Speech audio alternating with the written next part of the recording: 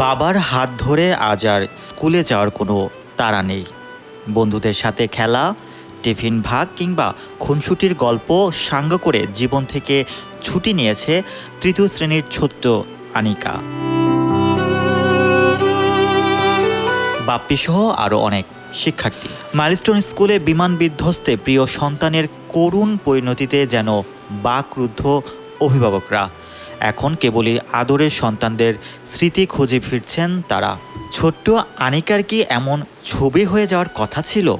দুদিন আগেও ঘর জুড়ে কত উচ্ছল ছুটে চলা ছিল তার। হয়তো স্কুল থেকে ফিরে বাবা মার কাছে রকমারি বায়না ধরতেন। বড় বোনের সঙ্গে করত খুনসুটি, কখনো বা নিজের প্রিয় সাইকেলটায় ঘর মাতিয়ে রাখত।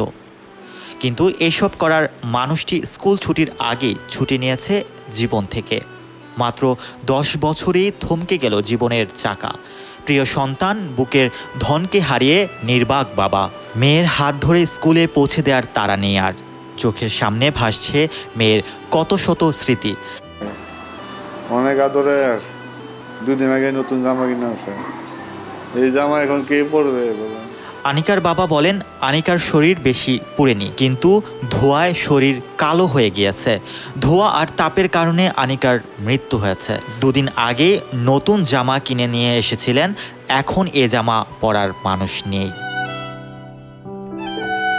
Mohammad Rasel, news 21 news desk.